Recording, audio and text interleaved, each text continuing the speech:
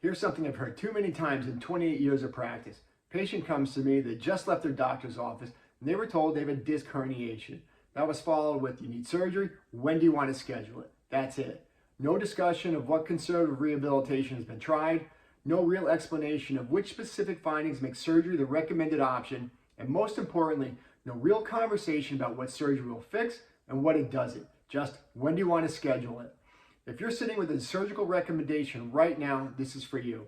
I'm Dr. Tom. I've been working with disc patients for 28 years. I'm going to cover 5 questions that every disc patient should answer clearly, specifically, completely before you say yes to spine surgery.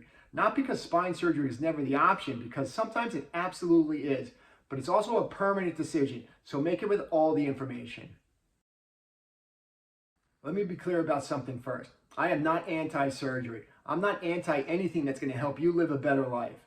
I've referred my fair share of patients to the spine surgeon. What I am against is making a permanent surgical decision without a genuine opportunity to restore your spine through comprehensive rehabilitation first. I'm against making a decision without understanding exactly what spine surgery will fix and what it won't.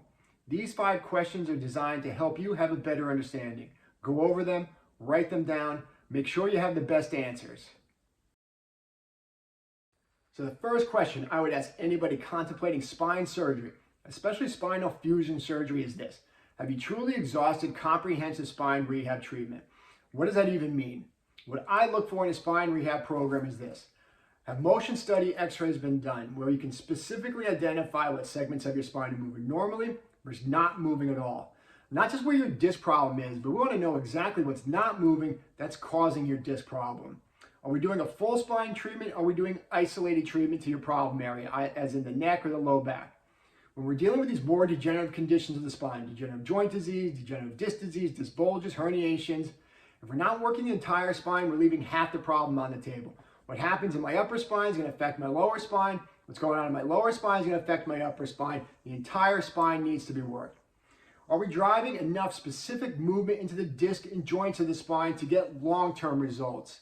If we want long-term results, the disc and joints need repetitive, consistent movement in order to start functioning properly. And then are all functions, are all components of your spine being accounted for, as in the disc, joints, muscles, ligaments? They all respond to different stimulation, so they all have to be accounted for. So phrases like repetitive decompression, structural or curve restoration, functional movements of the spine, if those don't ring a bell, then the answer to this question is no. And if the answer to the question is no, barring an emergency, any discussion about spinal surgery is premature.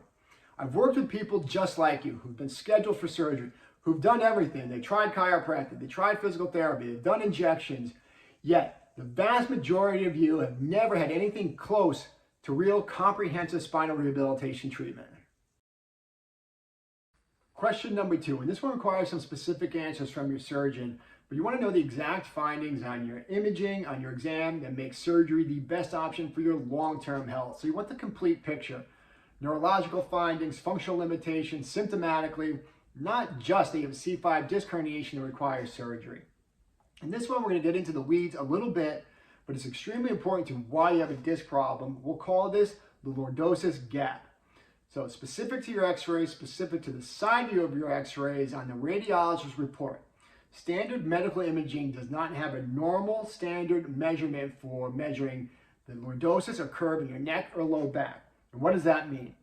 For example, if we're looking at the side view of your neck on an x-ray, where we can see clearly a loss of proper curvature in your neck, yet on your x-ray radiologist's report it's being identified as normal lordosis or normal curvature in your neck, something that's such a huge driver to the mechanical overload of the disc and joints of your spine does not get consistently flagged as being significant.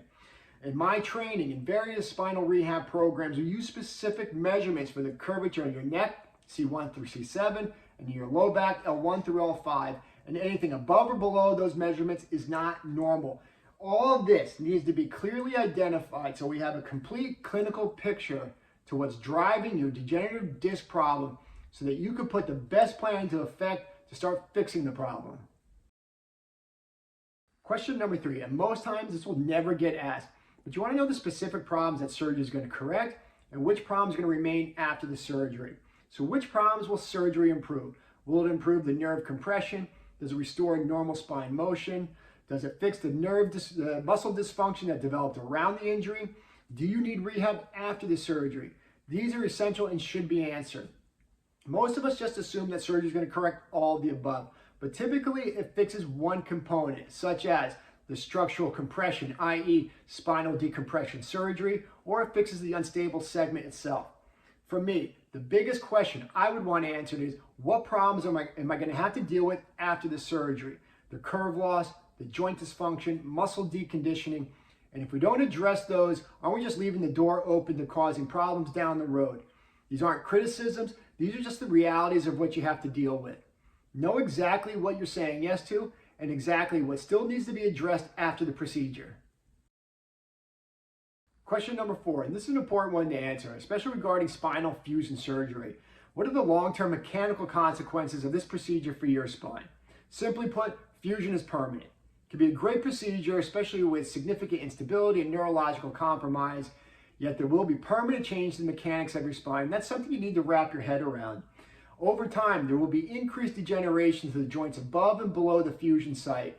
So a realistic question is, what is the best estimate over the next 5 to 15 years to how many spine surgeries or fusions will you need? These are important questions that should be answered so you can make the best decision. Question number 5, and we can use this one to tie it all together. How does surgery address the underlying mechanical dysfunction of your spine, not just the damaged disc or the compressed nerve? Bottom line is, your disc did not break down as an isolated event. There was mechanical failure, spine dysfunction, lost curvature, compression overload for years. How does surgery change all of that? Surgery can clean up your herniated disc. It can decompress your nerve, and it can stabilize an unstable segment, but surgery does not retrain your spine to work differently. Comprehensive rehabilitation should be part of the plan, not just a surgical plan, because what happens after the surgery can determine how the next 5 to 15 years of your life turn out. Surgery and rehab should not always be an either-or decision, because some of the best outcomes can happen when both are part of your plan. Underlying every one of these questions is one essential thought I want you to take away from this video. How does spine surgery address the underlying mechanical dysfunction of your spine, not just the damaged disc or the compressed nerve?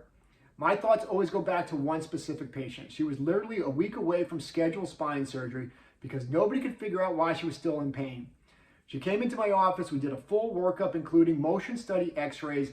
There's where we identified what segments of her spine were moving normally, and more importantly, which segments of her spine weren't moving normally at all.